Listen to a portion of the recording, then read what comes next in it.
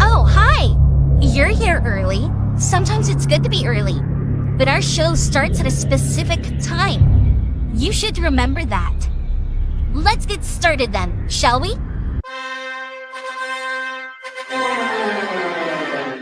Dillon, I don't give a what you think about a co-host and freshen up my show. It might not be flashy, but sometimes you just got to toss another person to make a statement. My show's about the people's podcast. Everyone has a voice. I don't need a co-host. Go listen to one of the other 5,000 shows with a co-host because they don't have a mouth like the big guy. Opie, are you a career killer with Tim Sabian, yourself, and many others? Be myself. Never had real issues with those people. They just understood that I was a different bird. The rest of them, though, I'm like, oh, shut up. I'm paying your salary because the ratings are so good, so shut up. Hey,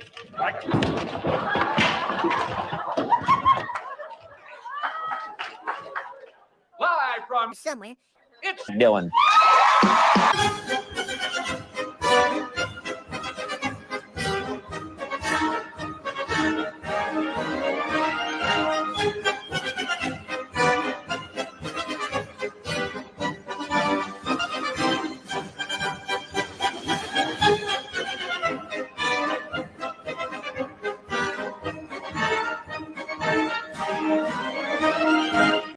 Good whatever to you whenever you are listening to this. Welcome to Co-Host Auditions. I am your co-host, Dillon. Today we continue Nerd Week with a Star Trek host. This man's name, Steve Shives, and we are talking about Star Trek technology. Good morning, G-Rob. You are the first one here. We have got two watching right now. We are growing at incremental pace here at the Dillon from Somewhere channel. Thank you so much for joining this early. And a little show note before we get in. Usually I save the happy talk until the end. I launch right into the program. But last night I was the producer on Subreddit Surfing. Thanks for those who watched. My guest did not make it, but I was very versed in the subject of polyamory. Those aren't just jokes I make. I'm fucking serious about that. And I did a 90-minute episode bringing Vinny and Cardiff up to date on the world of polyamorous relationships. And my competitor was shitting on me in the chat. So I very much was playing a clean game. I was not going after his episode for being the third worst episode of Subreddit Surfing in the history of the program. He did not present the worst episode, but he produced the third worst episode in Subreddit Surfing history. So tomorrow, instead of James Rolfe capping off our Nerd Week, we will have Jimmy the Lip on Co-Host Auditions tomorrow. And I went ahead and recorded his show on StreamYard. It's not a show. I previewed it several times. It's 2.5 fucking hours long, and it is not a show. Rock Bottom with Ray DeVito is more of a show. This man who has 10 years experience, I've advanced more in 4 months than he has in 10 years. And I was not going to shit all over you publicly, but Rambo, let's go to Rambo to hear what this situation is. They drew first blood, not me. They drew first blood. We do not hit here at the Dillon from Somewhere channel. We do hit back. And since you're going to talk shit about me, I am going to watch this show that isn't a show that you put together on this weird fucking network, this online thing.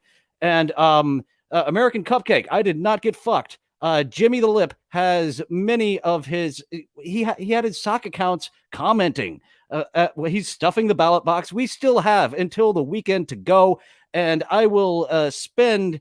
I think I might have a second Jimmy the Lip thing going on before the voting is over, because that guy can't produce an entertaining show. Whereas my viewers here, thank you for joining. I've for 4 months going from 0 to a dozen fans is an accomplishment. So we are going to shit all over the man who shit on us tomorrow and possibly once more before the weekend is over. So that is all about that for now. We are going to get into the show for today. Nerd Week continues, and it'll continue again next week since James Rolfe is evergreen. He is very good at the Angry Video Game Nerd and not good at everything else. So we will go, and actually our buddy Dances with Ghosts is also a Dances with Ghosts is also a detractor of our buddy James Rolfe. No one watched that Dancing with Ghosts episode. Like, it got below the minimum of all the others.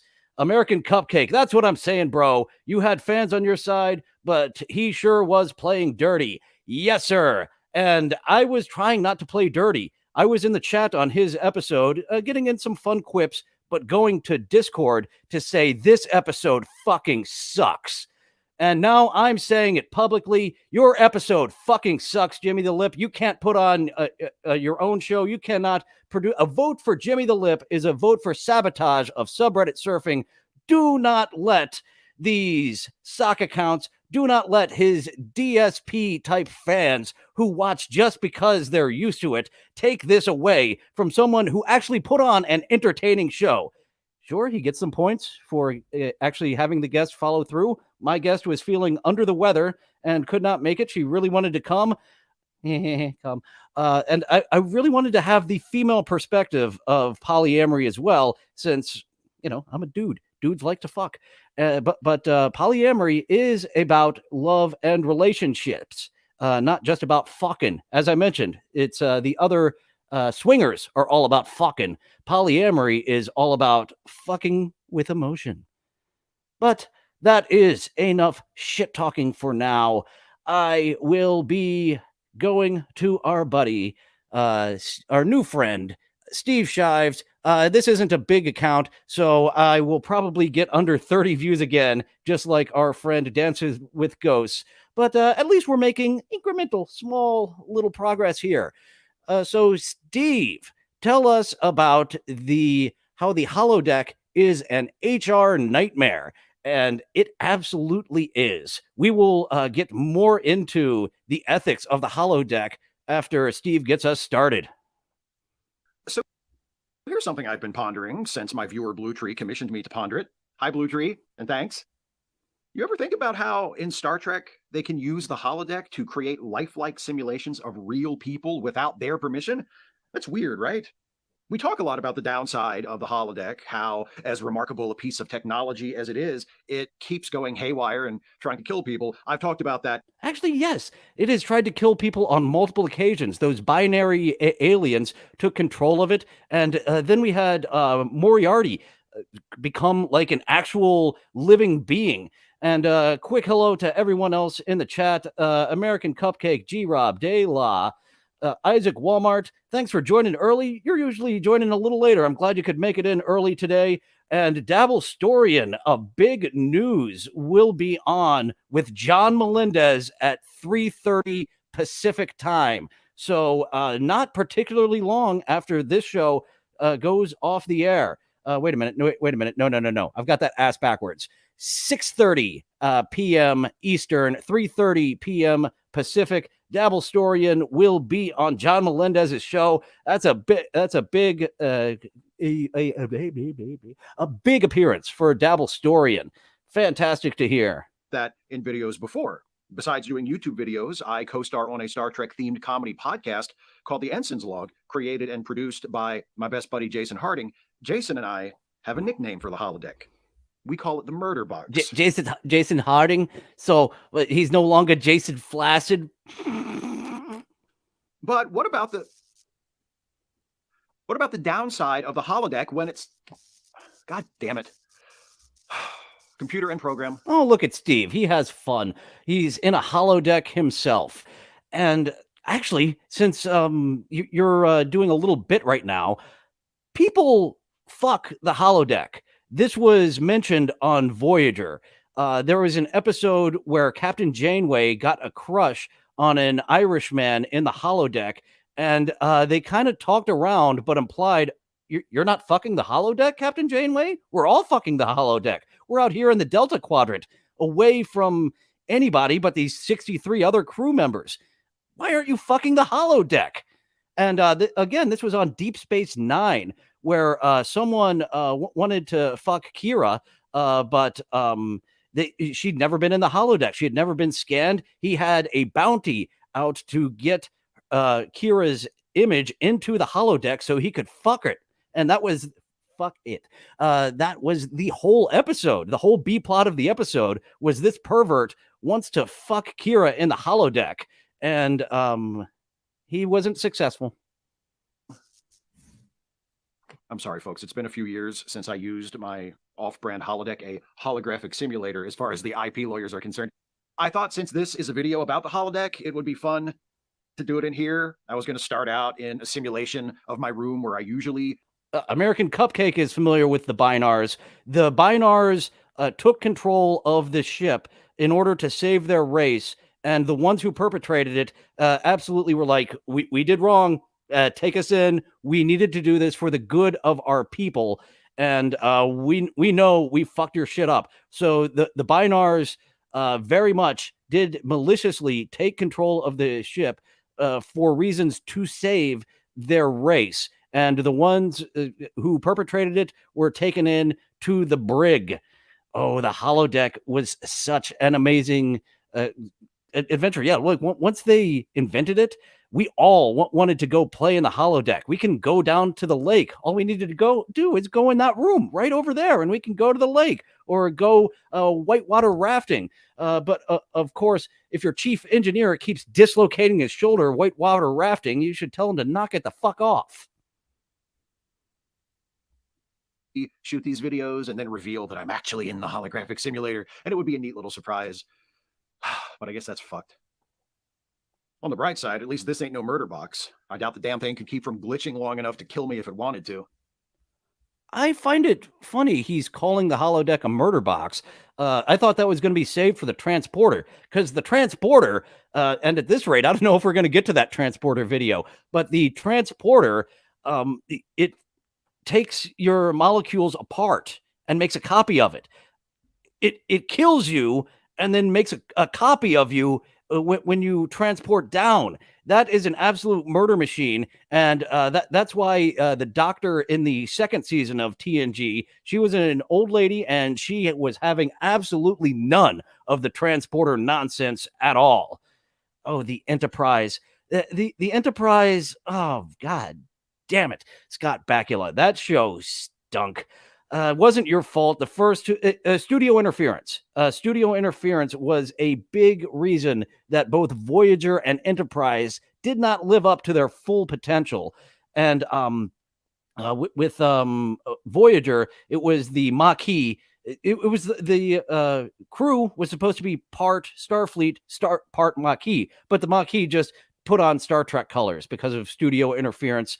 And the Time Wars, the temporal war, that should have been featured as much as Q, like once a season. I think it was featured 3 times in season 1, and that was way too fucking much, that temporal war. Oh, 7 of 9, the most well-rounded character of Star Trek Voyager, 7 of 9, and the Doctor just took away from the rest of the crew. There was so much more that could have been done with B'Elanna Torres, but she got a really good episode, I believe, in the first season, where her human side and her Klingon side were extracted from each other, and she got like one other episode in the rest of the seasons. Okay, G-Rob, I am getting deep in the rabbit hole of Star Trek lore. I'm sorry, I'm a little off base for you. Let's get back to this video so we can talk the technology of Star Trek. Maybe you can get back on knowing what we're talking about instead of this deep dive of Star Trek that I'm going through. I brought the chair in with me, by the way, if you're wondering why it didn't vanish with everything else when I said end program. Fool me once. Anyway, as I was trying to say a minute ago, But I now know that my audience is nowhere near as big of a Star Trek nerd as I am. So this is good to know for the future. There was one other TV nerd I almost did today. She was really going to make me do some heavy lifting. Very boring. The other one. what about the downside of the But this holodeck? one, equally as bad because my viewer base is unfamiliar with this deep dive I'm going down with Voyager, Enterprise, and all that horse shit. When it's working perfectly. Not that I'd know anything about that. What about the fact that apparently characters on Star Trek shows can just walk into the holodeck and make holographic clones of anyone they want, real or fictional, living or dead, including their current crewmates on whatever starship or space station they're on? That would never be allowed to happen in real life. And sure, realism has never been a top priority for Star Trek. Was she hot? 7 of 9 was hot. Belana Torres was pretty hot. And I won't bring another Star Trek episode in. I see that this is absolutely not a crossover for my audience base, but we try new things here. I try to touch on some of the lesser streamers, get on many subjects. So, note taken, this will be our one Star Trek episode, and we won't be coming back to it because my fan base of a dozen people have no idea what the fuck I'm talking about. But there's a really good practical reason why people would never be allowed to simulate their coworkers without permission, a reason that allows us to look at some classic Star Trek episodes in a whole new light. That reason is allowing people to make holograms of anyone they wanted for any reason they wanted without permission would be an HR nightmare.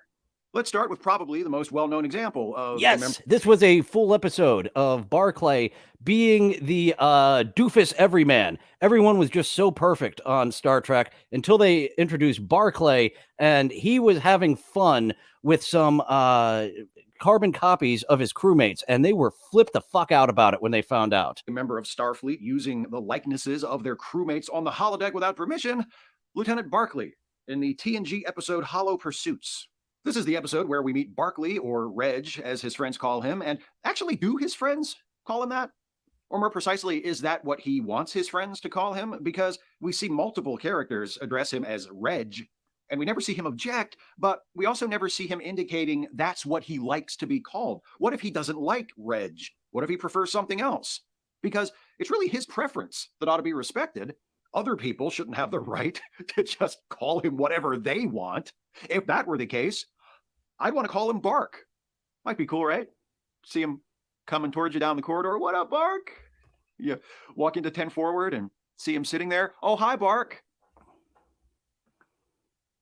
Some of these are just for me. Anyway, in Hollow Pursuits, Barclay spends a lot of time in the holodeck to deal with his social anxiety. This is on 1 1/4 times. But we're having the opposite problem of yesterday, where 1 1/4 was way too fast for Comic Drake. 1 1/4 sounds like this is average speed at best. Ooh, we do have American Cupcake still ready to get into the nerd diving of TNG with us. But see, the Binars fessed up to what they were doing. They said you could have said no, and they accepted it as their fate. They accepted uncomfortable their around prison other people. time. But on the holodeck, he can indulge in fantasies, share his thoughts and feelings without fear of judgment or embarrassment or rejection, and interact with characters who, as far as he's concerned, might as well be real people. Hell, some of them are real people, or are made in the images. Deanna Troy. Oh, I forget. Marina Sirtes. She is so grateful for this role. She was in a lot of canon films and had an absolutely horrible time on those. So being able to come to the world of Star Trek and have an actual real job where, trying to get boobies on screen includes sexual assault. It was the 80s and it was canon. She had a very bad experience with canon. Thank goodness we have American Cupcake here. We can throw back some. We're pretty alone in this room. My deep dive of nerddom has ran off my fan base. So me and American Cupcake will keep going with the Star Trek talk. And hopefully my fan base will be back tomorrow to see me expose Jimmy the Lip as Jimmy the Boar. of real people, at least. Because this is Star Trek: The Next Generation, and the episodes were made to be broadcast in first-run syndication in the late 1980s and early 90s, Barclay's holodeck fantasies are fairly innocuous. He crafts scenarios where he wins fencing matches with Picard, LaForge, and Data, and bullies and emasculates Commander Riker, but nothing he does is all that over the top. Even his fantasies centered on women are virtually sexless. He shares a romantic Hollywood-style kiss with Counselor Troy and takes a nap in Dr. Crusher's lap. Maybe things get a Yay, Dr. Crusher was there. He didn't have to make out with the old doctor from season 2. little friskier off screen, but we don't know that. And anyway, the problem fundamentally isn't how graphic Barclay's holodeck programs are, but that he's populating them with characters patterned after his co-workers. In the real world, today, that sort of thing would never be allowed. And if somehow it was, it wouldn't be after the first time it happened. What's striking about the way the situation unfolds in Hollow Pursuits is how the others react when they learn that Barclay has been recreating them on the holodeck. They exhibit a general disapproval with some embarrassment and mostly mild annoyance sprinkled in. Riker seems a little insulted that Barclay made his hologram short, and Troy doesn't think being represented as the goddess of empathy is very goddamn funny, but nobody is... Oh, well, work is hard. I'm glad that I got the nerd Star Trek talk in there. You're not giving me much to work with, Steve Shives. Shives. Super pissed, and it doesn't even seem like Barclay gets in If you hear that outside noise, I blame Steve. trouble. This is reinforced in the following scene, when Geordi is talking things over with Barclay in 10 Forward, and Geordi tells him that what he does on the holodeck is his own business. It's just that making holograms of coworkers is... Yeah, this is the first time that I'm diving into this fellow, Steve Shives. I wanted to do a TV nerd today, and he's not keeping my attention. His co-host definitely needs to do some heavy lifting here. A little unusual is all.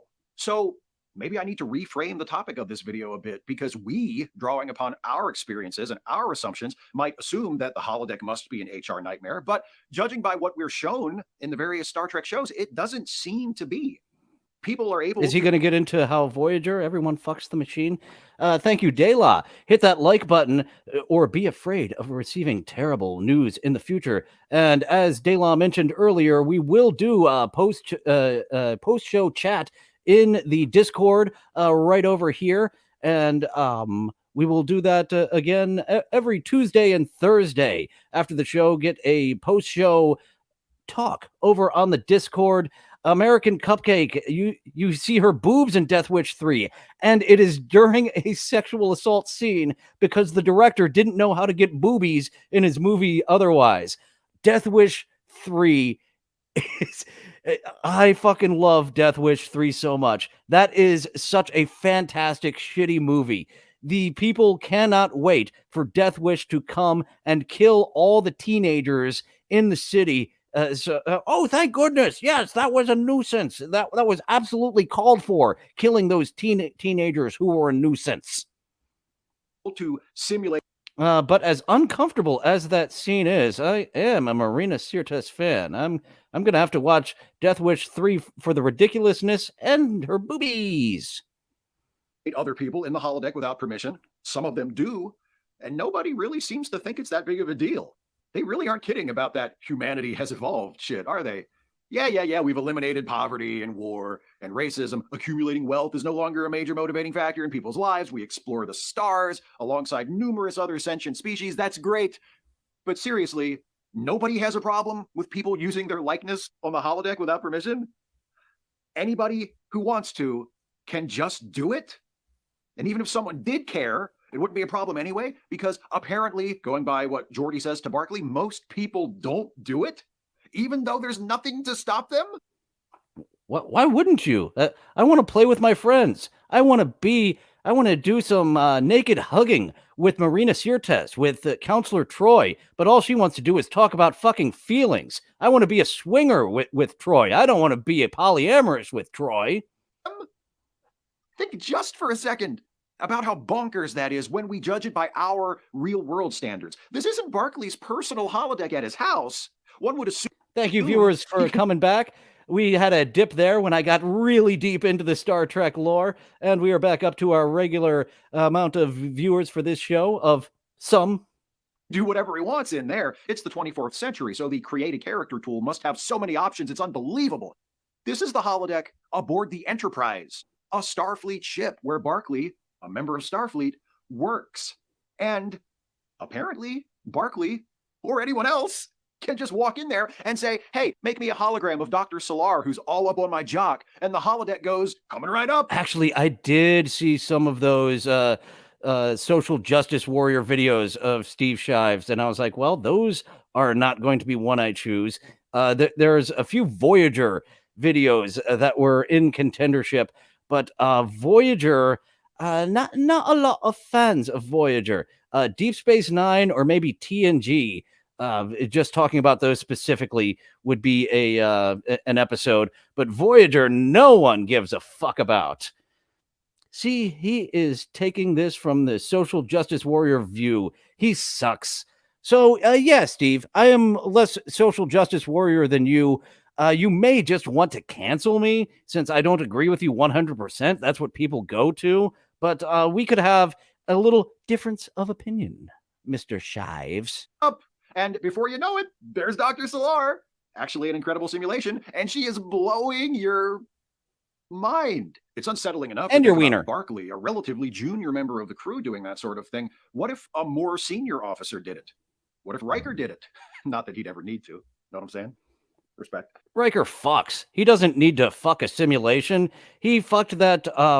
What's funny is that it was another what's the word I'm looking for? Not non-binary, but the non-gender. He fucked a non-gender person and got her into all sorts of trouble and sent her into the reprogramming area. He fucked its life up so much. What if Captain Picard did it? What if Barclay was on maintenance detail and walked in? Picard is impotent. That's what makes him such a great leader. He leads with his mind, not with his dick. The holodeck too to change. Can we actually find any evidence of that? That's a theory I just made up right now, that Picard is impotent, and that's why he is such a good leader. A bulb in one of the holo emitters or something, and accidentally walked in on Captain Picard getting his rocks off with a hologram of one of his subordinates. By our own standards, that would be more than a little inappropriate, wouldn't it? But he's doing it in a simulation. He is not being creepy to the person. He is being creepy in his own private time, and I would hope that he can put some locks on that holodeck. I've seen the holodeck locked before. Almost as inappropriate as if the captain were actually getting his rocks off with one of his subordinates, but that's a subject for another video. And yet, I keep saying apparently, so I'll say evidently this time, evidently, there's no rule against it. Or there didn't used to be, at least. Maybe there is a rule against it now, since Barclay got caught recreating coworkers on company equipment. They didn't have a rule against it until then. Until someone got caught. But then again, actually, no, I was going to say Voyager and fucking, but they didn't fuck living people. All the people that the Voyager crew was fucking in that holodeck was fictional people from a fake Irish town. And because everyone was so evolved. And the thing is, once TNG came around and you've got whole families and stuff, it doesn't really make sense when you think about it because of all the danger that these starships get into. Like Futurama, please give us an example of what could happen. The number you have dialed has crashed into a planet. Please make a note of it.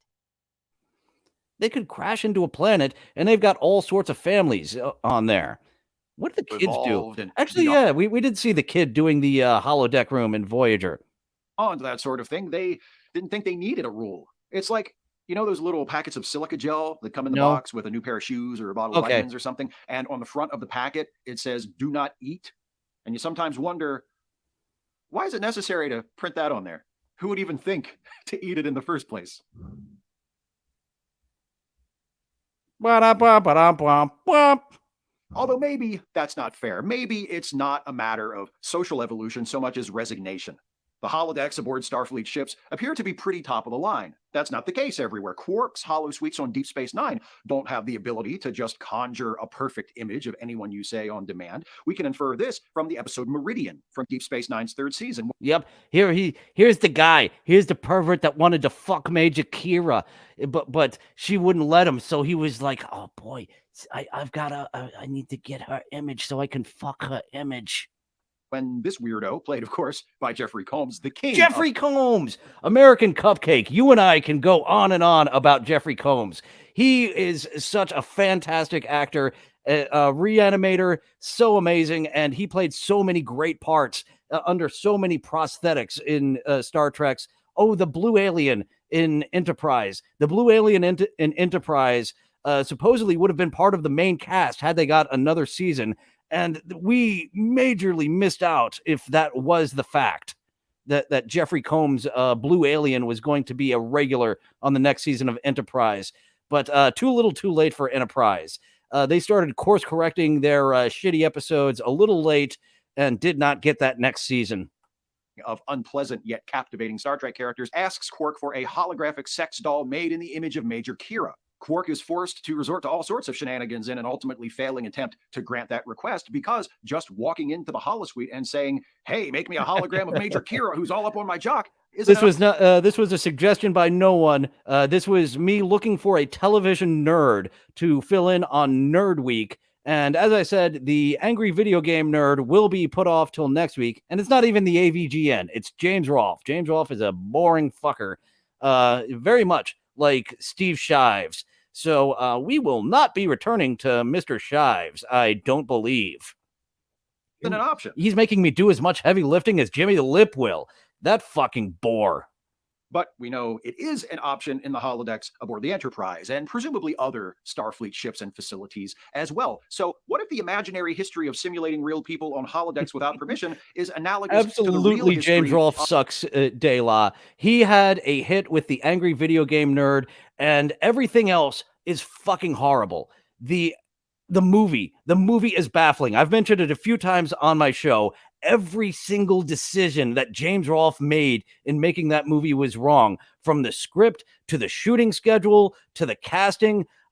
Actually, one of the main bad guys was well casted. There were like 3 main bad guys, I believe, in the Angry Video Game Nerd movie. One of them was well casted, but they just directed him like fucking garbage, so he wasn't able to do anything with that role.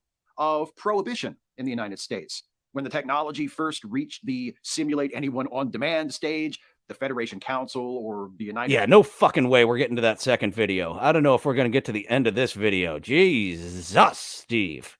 Earth or whichever government had jurisdiction tried to stop it by making it illegal and installing safeguards in holodecks to prevent it, but the safeguards were easily disabled and whoever wanted to just ignored the law. And eventually, because it seemed like it was going to happen no matter what anyone did about it, people just got used to it.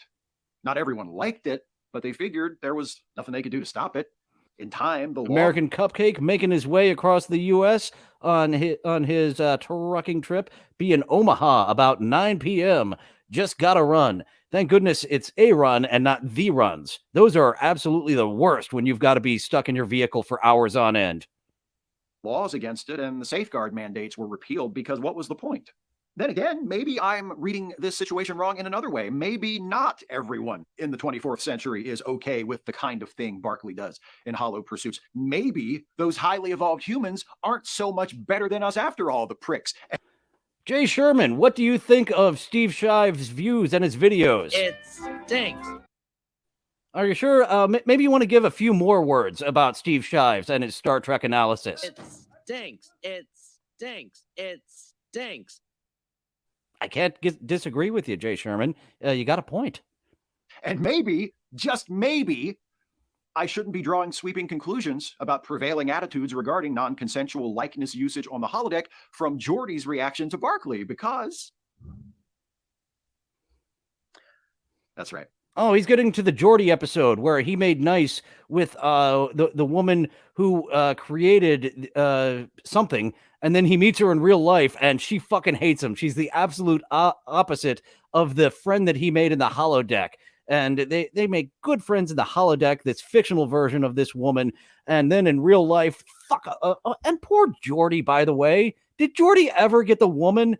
Geordi was a good friend to so many people, and he got the shaft when it came to romance again and again and again. American Cupcake, did Geordi ever get the woman? I cannot recall him ever getting the woman. I remember him getting shut down again and again and again. Poor Reading Rainbow. Before we see Barkley indulging in holodeck fantasies featuring simulations of real people and hollow pursuits, we see Geordi falling in love with a hologram of a real person in Booby Trap, which originally aired earlier that same season, TNG's third. Yes, Leah Brahms, Dabblestorian, is a bit of a Trekkie nerd as well. He remembered her name. There we see Leah Brahms getting along with him. That's how you know it is the holodeck version of Leah Brahms and not the real one, because she could not stand Geordi, and she was absolutely appalled by the fact that he made friends with a fictional version of her. Now, in Geordi's defense, creating this holographic representation of Dr. Leah Brahms is not his idea. Dabblestorian says he's married with 2 kids. Are we talking about Geordi the character, or fuck, why can't I remember his name? Reading Rainbow. Oh my God, I should remember your name. You had such an impact on my childhood, and I cannot remember Geordi's actor's name at the moment. The idea. He runs a program on the holodeck that was included with Dr. Brahms' original notes on the design of the Enterprise's engine to help. Thank you, Isaac Walmart. I was having a brain fart. I should remember LeVar Burton better than I can remember Geordi, but that just shows you how down the nerd rabbit hole of Star Trek I've gone, that I can easily pull Geordi's name, but I cannot pull LeVar Burton's name. God damn it. The problem of how to maintain shields while the ship is caught in an ancient booby trap that is steadily draining its power. The computer takes it upon itself to introduce a holographic Dr. Brahms when Geordi asks the program to point something out to him. Remember the last time Geordi made a simple, if somewhat open-ended request of the holodeck, and it interpreted as a prompt to create an evil, super-intelligent, self-aware holographic Dr. Moriarty who near...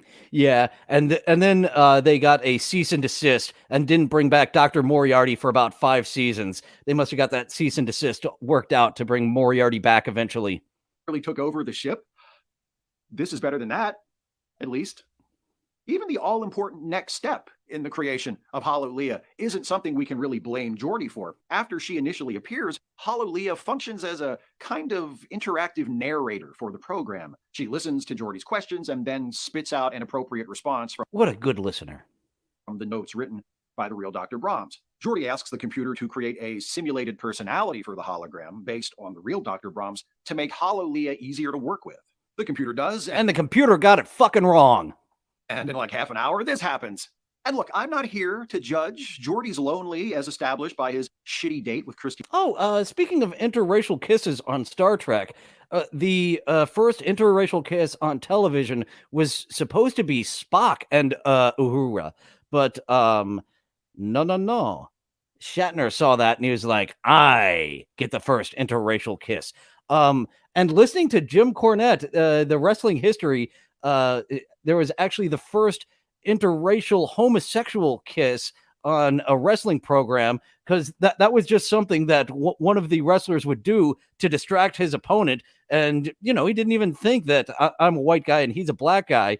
But oh boy, the network, it was in the Deep South, let them know that the viewers were not a fan of that kiss between 2 interracial men on that wrestling program. Christy Henshaw at the start of the episode, and he and Hollow Leah have just gone through a highly stressful situation together. Is it a little fun fact of interracial kisses on American television? With the holographic representation of an actual person. But then getting to Star Wars, the fucking Finn needed to kiss either the woman or the, like, I don't even remember the characters from that new JJ movie, but Finn had so much potential, and he needed an interracial kiss with a lady or an interracial homosexual kiss in that first JJ Abrams movie, but nope, nothing at all. And Finn had, in the new JJ Star Wars movies, had so much potential to be like the best character, but whoops, drop that ball. Yeah, Ray, or the other guy that he thought was dead. Finn needed to kiss Ray, or Finn needed to kiss what's his face, and Firefly. Dabble Story is saying to bring back. I didn't get into Firefly. I did get into Farscape. Farscape used real puppets. They worked with the Henson Company, and I am a big fan of puppets, as you can see behind me. So I was very happy to see that when TV shows were starting to go much more full CGI, and then they were like, no, we still got puppets. And Filoni and Favreau in the new Star Wars show how important puppets are, a real physical thing with the Baby Yoda, the volume. If you guys haven't seen what the volume is, the stage that they shoot the Mandalorian on, it's really fucking cool. Favreau had to crawl with his Disney movies, The Jungle Book and The Lion King, so he could run with the volume in his Star Wars creation. It is really fucking cool how they are able to put everything in the middle of the stage is real, and everything around it is like a video game. It's a projected background rather than green screen, which made Sir Ian McKellen completely break down. What am I doing with my life in the Hobbit movies? Person without their knowledge or consent while you're at work? No. But at the same time, it's not like No, she not bends him Rose. over. Rose Tico only fucked things up in the second movie. I remember when there was like a backlash of like, you hate Rose Tico because she's an Asian woman. No, she's a shitty character. She got in the way of Finn either having a romance with Rey, but Rey decided to have a romance with her half brother instead.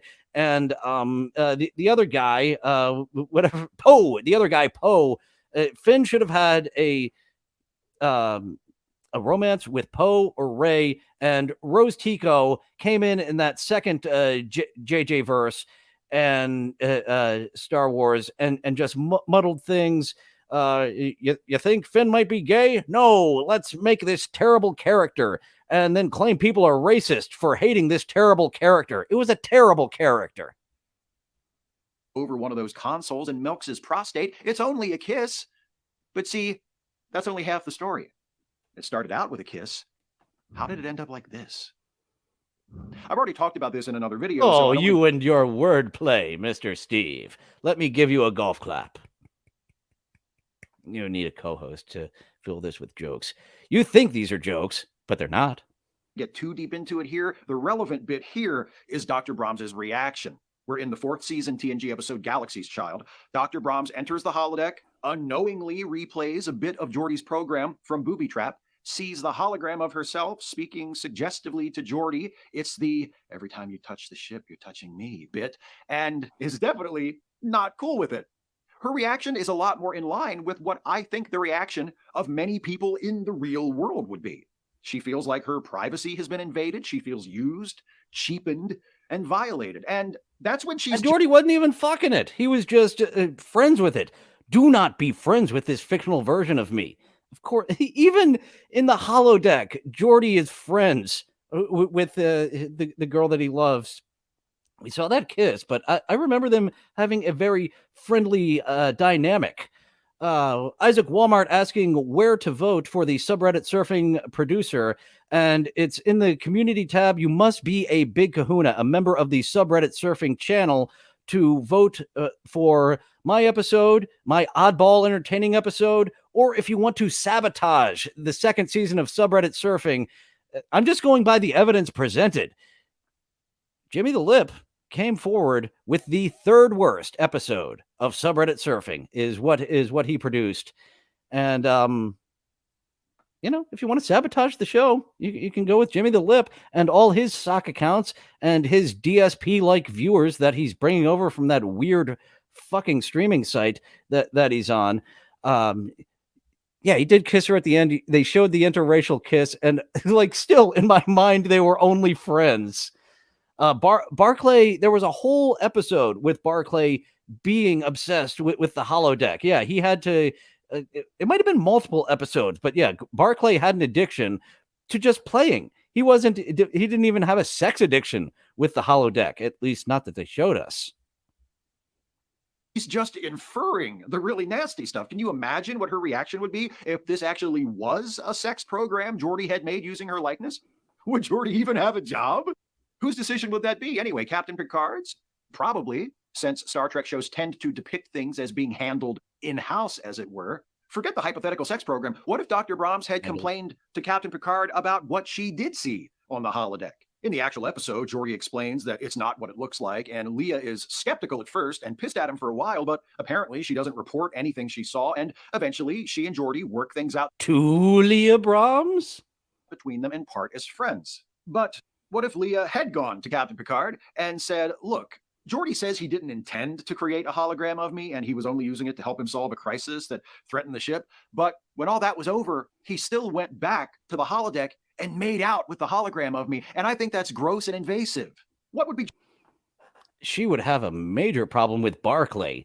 The Deanna Troi, Barclay hologram, holodeck figure, very sexualized, but she was a sexual lady. Imagine arguing about Star Trek lore.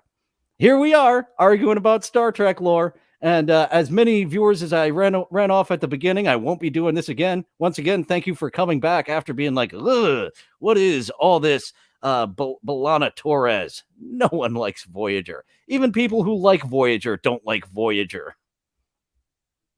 Would be Geordi's defense. The hologram came on to me. You know, the more I think about it, the more I start to wonder if maybe the relative underreactions of the characters to Barclay's hollow fantasies and hollow pursuits aren't a result of humanity as a whole having evolved past caring about that sort of thing, but rather a result of the Enterprise D crew being unusually chill about pretty much everything. We know that other people in the Federation are definitely not cool at all with being recreated on the holodeck to be used as fantasy playthings. We not only have the example of Dr. Brahms, but also the crew of Voyager in the episode The Doctor. All right, 3 minutes left. Fuck, are we going to get to the end of this? I might bail early, even with only 3 minutes left. And yeah, let's talk about the hotties of Star Trek. Dr. Crusher, I didn't used to like Dr. Crusher more than Deanna Troi, but I've flipped. Deanna Troi, I thought, was the hottest of the hotties. And yeah, I'm with you, Dabble Story. And I did flip at some point. And Dr. Crusher, I am a bigger fan of than I am Deanna Troi now. And American Cupcake confirming that Geordi never did get the girl. It's LeVar Burton that has the wife and children. Poor Geordi. Author from that show's 7th season. Although, to be fair, in that case, there was the added factor of their likenesses being used to portray them unflatteringly in a hollow novel intended for publication. So maybe the TNG gang's relatively mild reaction to Barclay's holodeck fantasies involving them doesn't reflect on all of humanity. It just reflects on them. It fits with what we see of them throughout the rest. Let's see how you end this. I've had enough. Let's leap here. We've got 1 minute left instead of 3 minutes left. Steve Shives, good for you for putting out some Star Trek videos and gaining a following.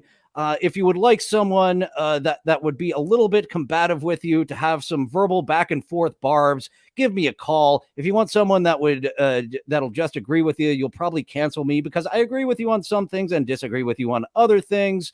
More along the lines of the disagreeing, of course. Yes, Lieutenant, it is a hologram. Right. Okay. Oh, Sorry, Picard. Geordi has 2 daughters and a wife in Picard season 3. Dabble Storian going for the I crossed my arms and turned my back. Whatever happens on the new Trek, anything in the new JJ verse and his buddy Kuntzman, Alex Kuntzman, anything in their universe, I cross my arms and turn my back. I just can't. I can't. And I do need to watch Alex Kurtzman's movie Cowboys versus Aliens to see if that's actually good. Because everything that Kurtzman gets his grubby little hands on is fucking awful. I think Into Darkness is one of the worst movies ever made. And the thing is, it moves too fast for you to question its stupidity. the moment that the movie was over, I was like, oh, that was a good movie. That was a hell of a ride. But every single step I took away from the movie theater, wait a fucking minute. None of this makes any goddamn sense. Into Darkness stinks. You understand why I had to ask, though. Of course. I mean, maybe all they need is a lock on that goddamn door. Shit, even I thought of that. Anyway, that's it, everybody. Binar's Thanks locked the door. Exit. Stage left. Whatever this bit is you have for the last 30 seconds, I'm going to skip it. I'm not coming back to you, to Steve Shives. My next TV nerd will not be a Star Trek TV nerd because a good amount of my fan base was completely fucking lost when I got deep into the weeds on Star Trek. But we do dabble in many subjects here on co-host auditions. So I know for the future, do not get this far in the weeds for Star Trek for the established viewers. Maybe one day I'll get more viewers who are into that type of thing, but nope, not so much. Thanks for coming back, G-Rob. I guess you were mistaken in the beginning. Seems like everyone but Dayla and I know Star Trek. The viewers did dip down much lower than they usually do. So I did scare off you and several others, G-Rob. Thanks for coming back to see how the show ends. And we are just going to get a little bit more Star Trek talk in before we go to the TikToks. We have a sexy cosplayer before the sexy clown. So all the sexy ladies coming up on the TikToks. Season 3 of Picard is great. The rest is terrible. So I did hear that season 3 was something of a redemption. Discovery hurt. I know some of the actors in there, and they do great work. I wanted to see more from these people that I worked with on set, and I couldn't do it. Did I get 2 episodes in, 3 episodes in? Star Trek Discovery was like Lost in space. Not Lost in Space. That was fun. I don't know about the movie, but let me get Lost out of the trash can there. Lost in Space was the tone of Star Trek Discovery, and I hate Lost. I have never had an abusive relationship. I've never had an abusive relationship with a television show, and I never will again after Lost.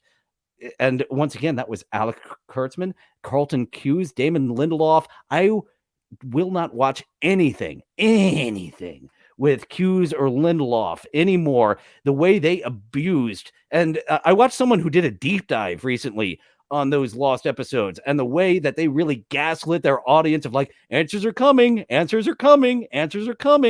then once we got to the time to answer questions, it isn't about answering questions, it's about emotions. You fucking hack fucks. Fuck off, Cuse. Fuck off, Lindelof. Fuck off, Kuntzman. J.J. Abrams has a lot of people on his team that stink. And onto the TikToks. We have wait a minute, I'm missing one. I'm missing one of my talks. Where did the last talk go? Let me just bring up my email. Last talk. Where are you? There's the last talk. All right, now we are ready for the TikToks of the sexy cosplayer. I could only watch Picard season 3. The rest angered me. I had a very similar feeling with Star Trek Discovery. I don't think I watched a moment of Picard because Picard had the same creative team behind it as Discovery did. And no, the tone of Star Trek Discovery like leaving off on that cliffhanger moment. Oh, I must see what happens. No. I do not need to see what happens on that cliffhanger moment of Star Trek Discovery because I've been through this before. This is an abusive relationship with a television show. I am not going forward with any more of your shite. G-Rob actually never left, but wasn't paying much attention. Oh, thank you for keeping the view. For some reason, it went down to, I believe, a single viewer at some point. I have noticed that the counter isn't completely accurate at some point. So thanks for sticking around the entire time, even though I got deep into the weeds on something you didn't understand, G-Rob. Okay, we have a sexy cosplayer before the sexy clowns, as promised. and she uses a few songs that are DMCA violations. So we will go ahead and put this on mute. And this is Vampiste Aris Outer Space. She is from Spain and she does a lot of cosplay. So let's check out what she's doing with her batleth here. 10 honorable uses in times of peace for your batleth. Carrying your bags to the supermarket, to take a shower, to throw out the garbage, to turn off the air conditioner or on, to drive away pigeons at the park. Okay, that one's my favorite, is driving away pigeons at the park with her batleth. To ask for the bill at the bar. To walk through the jungle. To hail a taxi. All right, that's a good way to hail a taxi. Get her next to Anthony Cumia and Patrice O'Neill and Batleth Girl, and let's see who the taxi stops for. To hang the curtains. To ask for emergency toilet paper. And she has a few more cosplays to go through. She has a Vulcan cosplay showing emotional times in a Vulcan's life.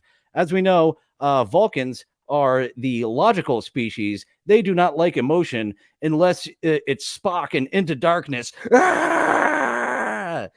Completely not Spock-like behavior. Just wailing on a guy screaming. Thank you for that. Some emotional moments in Vulcan history. Her birthday, her graduation, some birds, and those Vulcan ears. I like her in those Vulcan ears. Those were really something. And finally, one more from our cosplayer, some red shirt pinup photography. I do want this on my calendar. I want some red shirt pinup photography by month. These are some good ones. Ooh, hey now. That one's a little bit sexual. And we have this lady turning into a sexy clown. Let's go to the chat before revealing her transformation into a sexy clown. This is Superwolf, 1967, American Cupcake. Did you hear J.J. Abrams is in talks to remake the movie Kroll? JJ, I used to think so much of you, J.J. Abrams. And you just J.J. Abrams loves his mystery box. That's what he did with Lost. That's what he did with Star Wars. I think that's what he did with Into Darkness. J.J. Abrams loves his mystery box. And to me, that is the sign of an untalented writer, actually. J.J. Abrams, very talented director. Get him the fuck away from the writer's room. He should not be involved in the writer's room. He loves a mystery, but doesn't like solving the mystery. Take the box. Figure out what's inside the mystery box. Lost actually had a literal mystery box that they never explained what it was. They just stopped talking about it the very next episode after introducing the mystery box. Dabble Story and Abrams has a deal at Warner Brothers, but they haven't picked up one of his ideas. He's had that contract for a few years. And JJ, direct. You are a talented director. You are a fantastic director, J.J. Abrams. I actually met J.J. Abrams. I served him lunch. It was actually the Star Trek Into Darkness cast party. It was my very first gig on the food truck. So I should have just feelings of appreciation for you, JJ. But what have you done to my science fiction? Gowron would not like this TikTok. Oh, Gowron. He was, I get some of my Klingons confused, but Deep Space Nine Klingons, I love Deep Space Nine Klingon episodes. They really got into the Klingon culture a lot in Deep Space Nine. I know some people absolutely fucking hate it. Oh, Gowron with the blue eyes. He was the leader. I was getting him confused with Martok. Martok and Gowron, both fantastic Klingon characters. And not a lot of appearances by Gowron. And Martok, I wish Martok would have had his own spinoff. Martok was a fantastic character. Krull, haven't heard of that in a long time. Well, I've been teasing this sexy clown lady. Let me get to this sexy clown lady, and then back to the chat for the happy talk portion of the show. And do you have you have music too? I'm a little afraid of. Ooh, I'm gonna have to replay this. I like that transformation. You got sexy with it, Myth Clown Lady. And doesn't have much more to do once she transformed into the clown. But the transformation process, fantastic. That works right into my kinks. Thank you for doing that transition.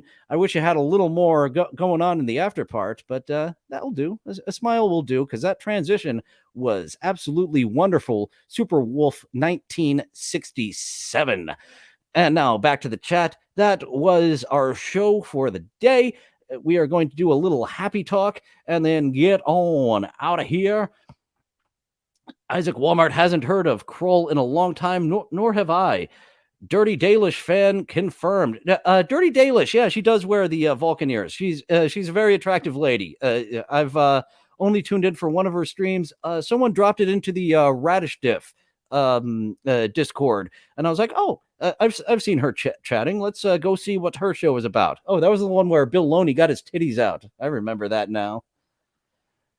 Dabblestorian, or when they get remedies. The syndrome, irremedy syndrome, like Spock's dad got, where he was bombarded with emotions.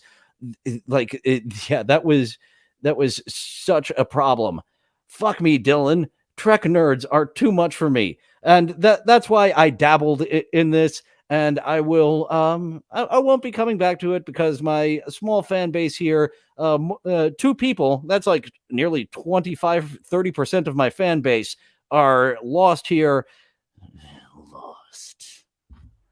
So I won't return to Star Trek nerddom for quite a while, because 2 of my fans, making up 30% of my fan base, are absolutely lost in this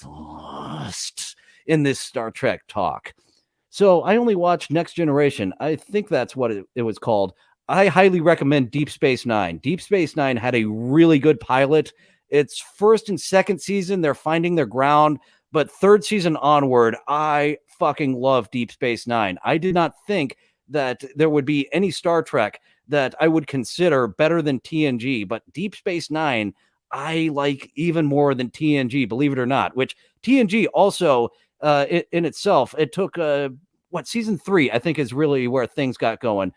Season 1, definitely. Hey, season 2 getting there. And unfortunately, Denise Crosby was already like, get me the fuck out of here, by the time that they found their footing and was making a good show. But Worf made much more sense as security head than Denise Crosby's character did. Dillon is a JJ mole. Dabblestorian thinks I'm just putting up a front with my JJ Abrams distaste. Yes, I have been to the Bad Robot Studios a few times, and I was an extra in the reshoots of the last Star Wars movie. I don't believe you'll see me, but right there on the Bad Robot lot, they filmed some reshoots for the Star Wars Episode 9 in October for a December release. The studio, they literally shot Star Wars Episode 9 3 times. The Emperor Palpatine was not in the first cut of Star Wars. There was a main bad guy who was just completely deleted because the studio was like, well, who is this guy? Because J.J. Abrams did not, J.J. Abrams and Rian Johnson were trying to outdo each other on who can set the next person up less. And Kathleen Kennedy was promoted to obsolescence. She was in Hollywood and worked alongside Steven Spielberg and George Lucas for many years, and she was very good at her position. But getting up to this position, Kathleen Kennedy has proven herself to be not as good as that position she used to film. Okay, Dillon, now you're talking. She has a little something on her nose. Are we talking about Kira? Oh yes, we will do a Discord chat after the show. We will talk about how Jimmy the Lip is playing dirty. He has been doing this for 10 years and he has improved like not at all. And he is trying to play dirty. So we will come back and do Jimmy the Lip tomorrow. I never got in a shill segment. There's my email, dillonfromsomewhere@gmail.com. I would like to be the producer of 4 vodcasts. And with those 4 under my belt, I should be able to sustain myself and not have to get a regular ass job, which I have to start looking for soon. You can subscribe, hit that notification bell to know when I am streaming, but it is 11:30 a.m. Definitely Monday through Thursday. I might be dropping the Sunday in order to start doing my other show with some pre-production in it. Sundays might be dropped Monday through Thursday at 11:30 a.m. Eastern for sure. And Dillon from Somewhere channel, that is where you can find me. You're watching it right now. Thank you for watching me. Isaac Walmart, Dabblestorian, Tread Carefully with John, 6 p.m. Eastern, 3:30 p.m. Pacific, Dabblestorian with John Melendez. So that is something that will be very fun to check out. I would say season with the introduction of the Borg is where it picked up.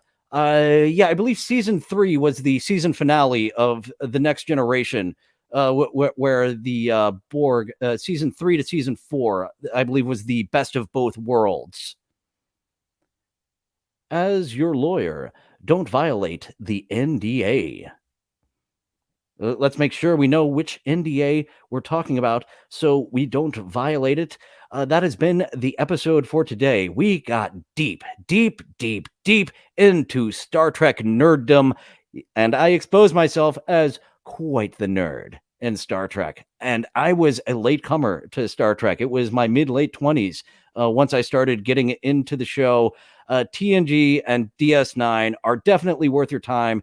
And with both, the first 2 seasons, they're finding their footing. And Q introduced the Borg to Picard. I think that was season 2 that they got introduced, maybe season 3. But yeah, Q had 1 appearance per season. Q episodes were fantastic. They did not overuse that character. John Delancey is a fantastic actor. You see him in a very emotional role on Breaking Bad. And Q was not overused once per season, as we should have seen the temporal wars in Enterprise. Thanks for sticking with me, those who are not Star Trek fans. And we will be back tomorrow to talk shit on Jimmy the Lip, since he drew first blood. I was trying to play nice. But Rambo, remind us again. They drew first blood, not me. They drew first blood. So let's get down and dirty and talk shit about this person who hasn't improved in 10 years of being a content creator. In 4 months, I am a better content creator than he has with 10 years under his belt.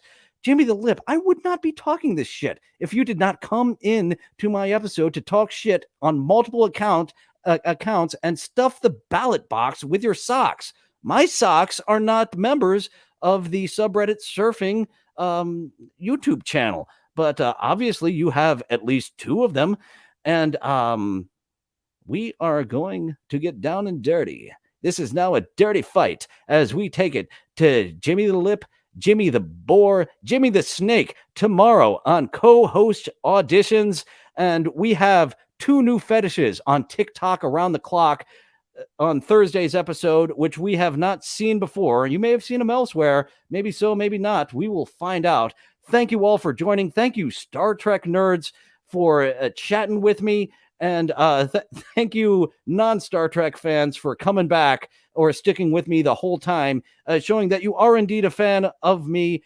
So we have got fan base versus sock accounts. Dillon from Somewhere versus Jimmy the Lip to be the producer of Subreddit Surfing. Join me as I don't start the fight, but I will finish it. And I might do an episode on Friday going even further to talk shit on this guy who started it, who drew first blood. Thank you all for joining. Now, feel free to go away. Well, it looks like that's all the time we have for today. Thank you for going on this adventure with me. It's fun being with friends. I'll see you next time. Bye now. Bye-bye. Bye-bye now. Bye-bye. Bye-bye now. Bye-bye. Places all join hands, circle left. Now circle right and listen to me. LS, MFT. Elementary corners like swinging on a gate. To right to your honey with the right to left date. Grand right and left around you go. Lucky strike means fine tobacco. Meet your honey and give her a whirl. All swing around with the little girls. Smoke 'em, then you'll see. LS, MFT.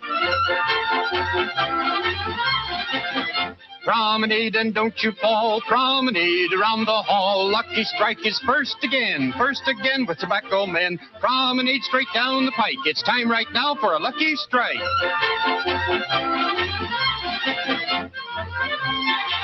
Yes, for smoking that you're bound to like, you just can't beat a lucky strike.